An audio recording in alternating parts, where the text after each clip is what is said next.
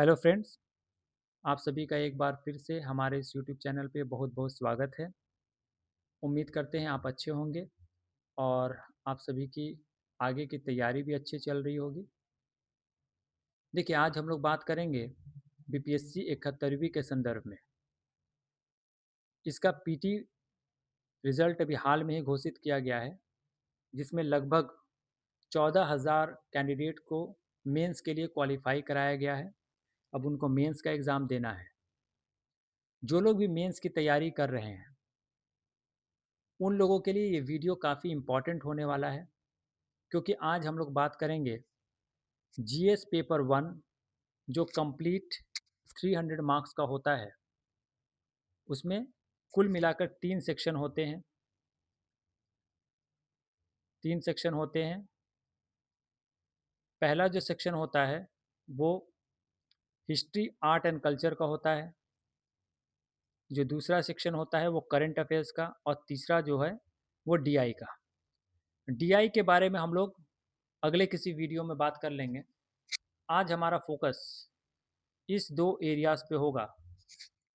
देखिए, इस वीडियो में मैं आपको इम्पॉर्टेंट टॉपिक्स बताने वाला हूँ, जहाँ से सवाल बनते हैं और 71वीं बीपीएससी के मेंस परीक्षा में जहाँ से सवाल पूछे जाने की संभावना है।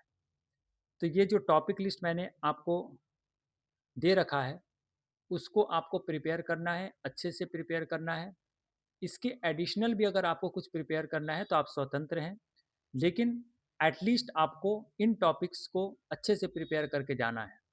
अगर आप बेयर मिनिमम अगर आप इतने टॉपिक्स को भी कवर कर लेते हैं, तो आप मेंस के एग्ज़ाम में जो जीएस पेपर 1 होगा, उसमें आप बेटर परफ़ॉर्म कर पाएँगे, ठीक है?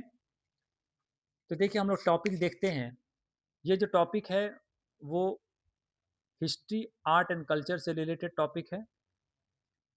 इसका जो पहला टॉपिक है मौर्यन आर्ट, वो दूसरे पेज में चला गया है। तो सबसे पहला टॉपिक जो आपको प्रिपेयर करना है, वो मौर्यन आर्ट आपको प्रिपेयर करना है। मौर्यन आर्ट, फिर उसके बाद पाला आर्ट आपको प्रिपेयर करना है। फिर पटना कलम पेंटिंग से सवाल पूछे जाते हैं।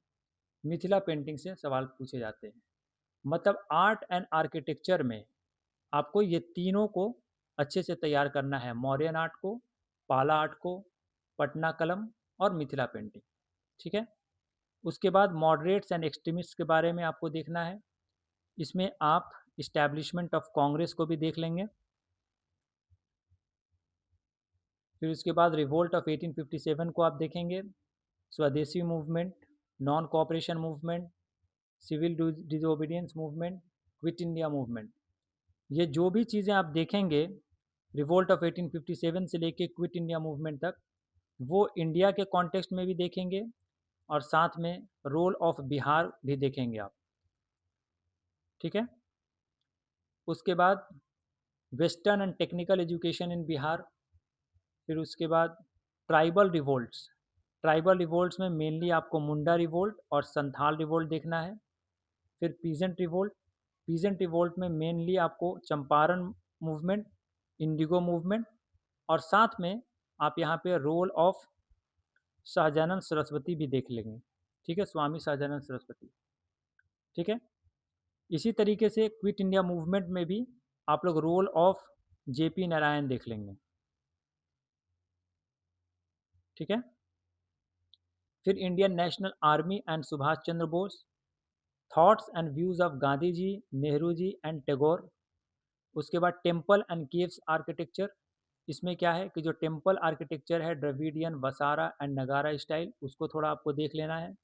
फिर केव आर्किटेक्चर्स देखना है, केव पेंटिंग्स भी आपको देखनी है, ठीक है? उसके बाद लास्ट टॉपिक ये है कॉन्स्टिट्यूशनल डेवलपमेंट। इसमें जो भी एक्ट्स वगैरह है, regulating act of 1773, charter act of 1813, charter act of 1853, ये सारी चीज़ों को आपको अच्छे से देखना है। अगर इन टॉपिक्स को आप कर लेते हैं, तो जीएस पेपर 1 में जो सेक्शन 1 है 114 मार्क्स का, वो आपका कवर हो जाता है, ठीक है? एकदम ये स्टैटिक पोर्शन है। यहाँ से लिमिटेड टॉपिक्स है, जहाँ से सवाल पूछे जाते हैं। आप लोग को बस इतना टॉपिक प्रिपेयर कर लेना है, आपका जो जीएस पेपर 1 का सेक्शन 1 है, उसका टेंशन खत्म हो जाएगा। ठीक है?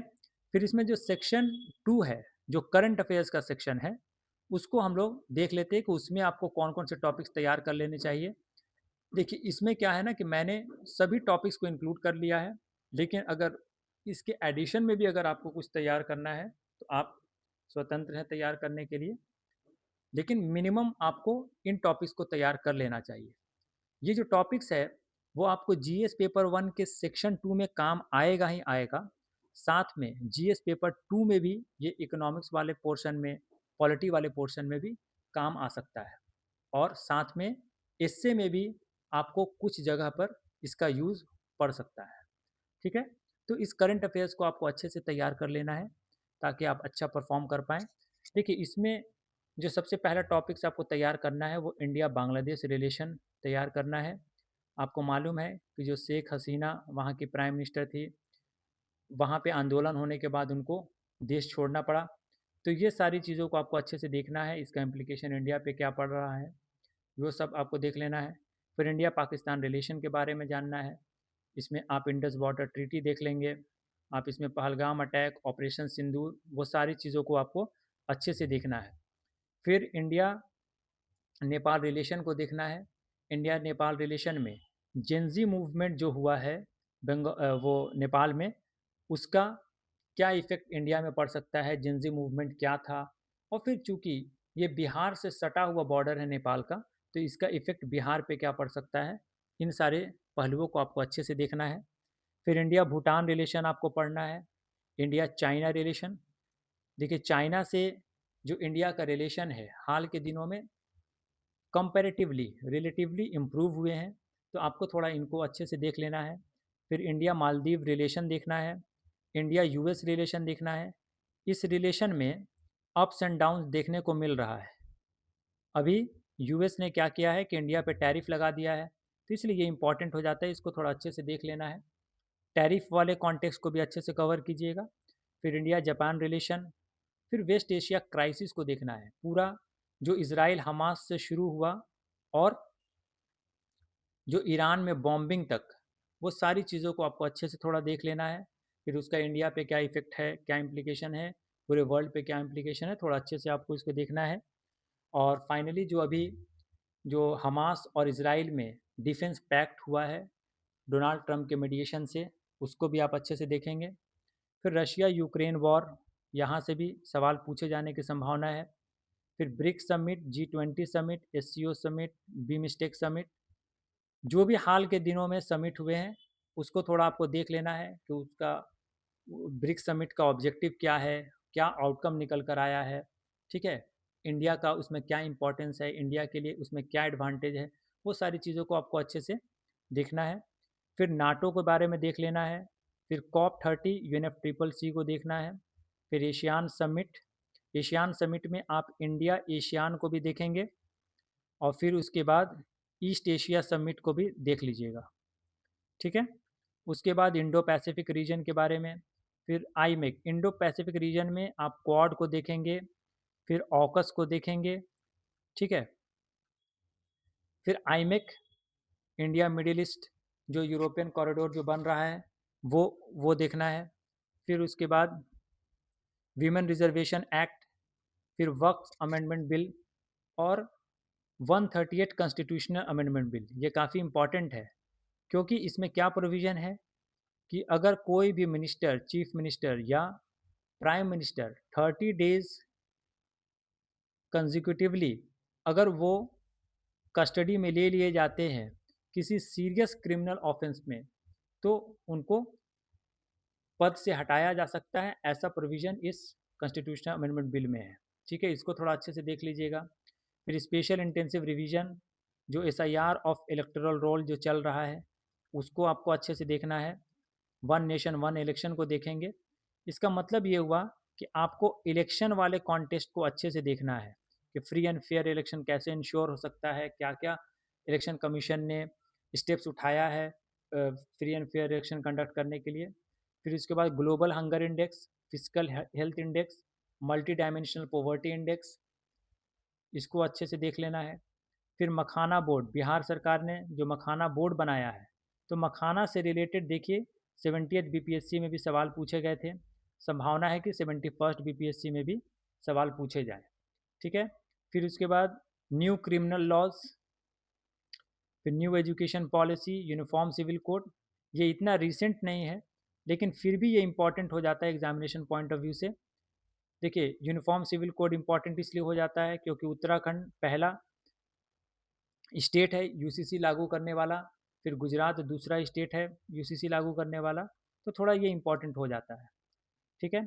फिर उसके बाद India voice of global south, इसको अच्छे से थोड़ा देखना है आपको। फिर यूएनएससी रिफॉर्म्स को देखना है कि यूएन का रिफॉर्म्स क्यों ज़रूरी है। इंडिया जो इंडिया का जो क्लेम है यूएनएससी में परमानेंट सीट पाने का, वो क्यों जायज़ है, क्या इसका सिग्निफिकेंस इंडिया के लिए हो सकता है, इन सारी चीज़ों को आपको अच्छे से देखना है। फिर सोशल मीडिया के बारे में देखना है कि सोशल मीडिया में हर एंगल को आपको कवर करना है कि इसके प्रोज क्या हैं, इसके कॉन्स क्या हैं, किस तरीके से हम लोग इससे जुड़े जो भी खतरा है उसे हम लोग कैसे दूर कर सकते हैं। जैसे सोशल मीडिया में बहुत तेज़ी से ऑब्सनिटी फैल रहा है, तो इसके लिए हम लोग क्या कर सकते हैं, ठीक है? फिर उसके बाद इमर्जिंग वर्ल्ड वर्ल्ड ऑर्डर, आपने सुना होगा कि ब्रिक्स समिट हुआ था, तो इसमें ब्रिक्स के जो भी लीडर्स थे, सभी ने ये कहा था कि हम लोग लोकल ट्रेड में, लोकल करेंसी में ट्रेड करेंगे। तो जिसके बाद डोनाल्ड ट्रंप ने बहुत ही हार्ड स्टेटमेंट दिया था कि मैं ब्रिक्स के लिए बहुत ही नेगेटिव स्टेटमेंट उन्होंने ब्रिक्स को लेकर दिया था। तो एक नया वर्ल्ड ऑर्डर इमर्ज हो रहा है, तो इसको आपको अच्छे से थोड़ा देखना है। फिर इंटरनेशनलाइजेशन ऑफ रूपी, इंटरनेशनलाइजेशन ऑफ रूपी को आपको अच्छे से कवर करना है। इंटरनेशनलाइजेशन ऑफ रूपी होने से क्या फ़ायदा होगा, इंटरनेशनलाइजेशन ऑफ रूपी से आप क्या समझते हैं, इसको आपको थोड़ा सा अच्छे से देखना है। फिर गिग इकोनॉमी, गिग इकोनॉमी का मतलब जो भी इनफॉर्मल इकोनॉमी है, उसको हम लोगों को अच्छे से थोड़ा देख लेना है कि इसके कॉज क्या है, इसके सिग्निफिकेंस क्या है, इसका इफेक्ट क्या है, ठीक है? फिर उसके बाद rise of digital economy in India, इसको आप देखेंगे।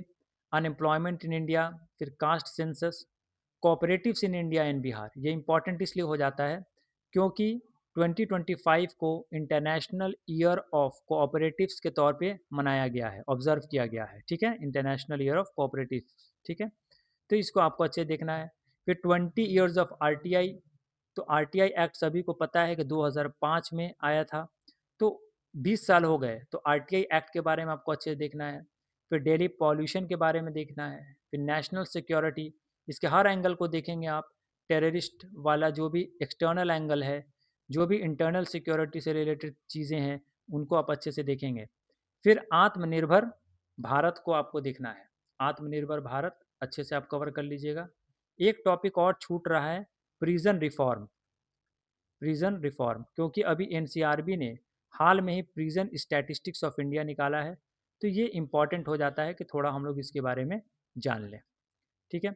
अगर आप इतना टॉपिक को कवर कर लेते हैं, तो मेरा मानना है कि जीएस वन में डीआई के पोर्शन को छोड़कर आपका सब कुछ तैयार हो जाता है और आप अच्छे मार्क्स लाने की स्थिति में आ जाएंगे, ठीक है? अगर आपको इसका पीडीएफ चाहिए तो आप हमारे टेलीग्राम चैनल से इसे डाउनलोड कर सकते हैं, वहाँ पर मैं डलवा दूंगा, ठीक है? फिर आपसे मिलते हैं अगले वीडियो में, तब तक के लिए goodbye, all the best, thank you very much.